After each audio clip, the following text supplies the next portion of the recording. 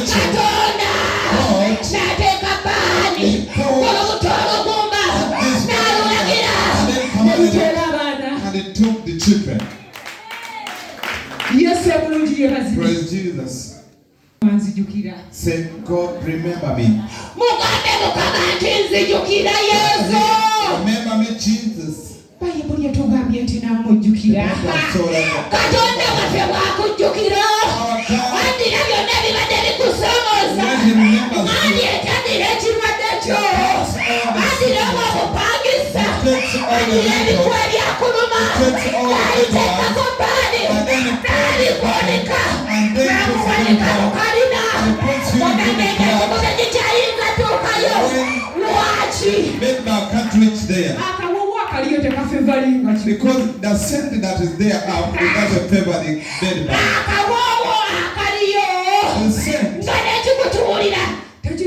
When the bed bug smells it, it just dies. Because it is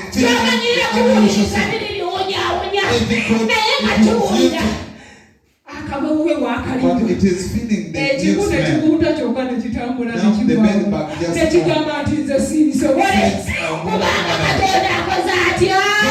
God has remembered. I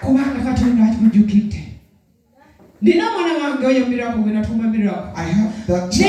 I have a reason as to why God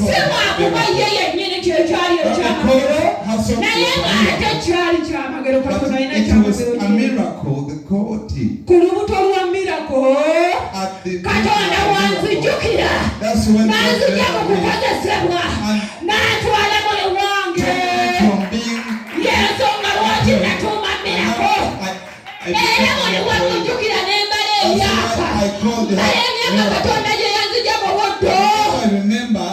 I remember the days where God took me from. Now people ask me, maybe God has passed for a miracle. May I have a reason? Because I have now God has remembered me. God is going to remember you also.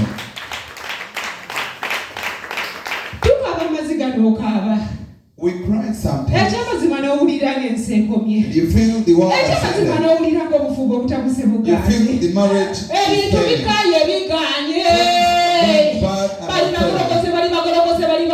When all the people are praising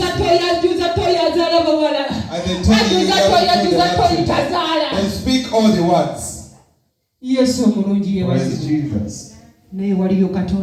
But there is God that never forget. There is God that never forget his people. The Bible says, remember remember her. And did something to Rachel. I told you, but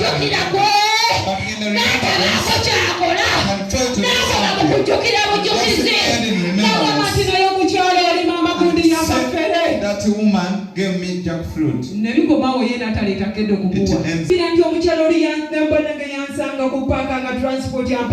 You remember a lady who gave you the money at the park and then gave me 20,000. The truth has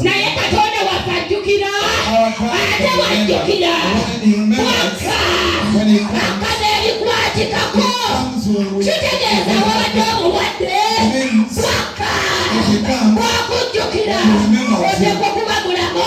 to be alive.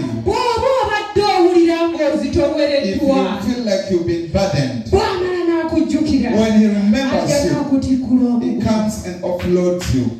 And he puts it away. Now God has remembered you. So whatever thing you do, don't mind.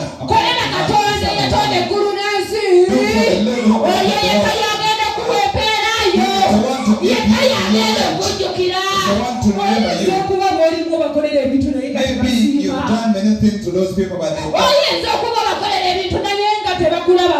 done many things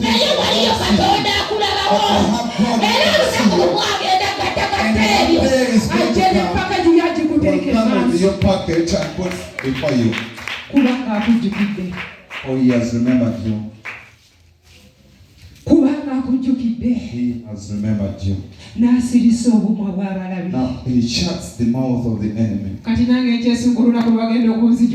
Now also he will remember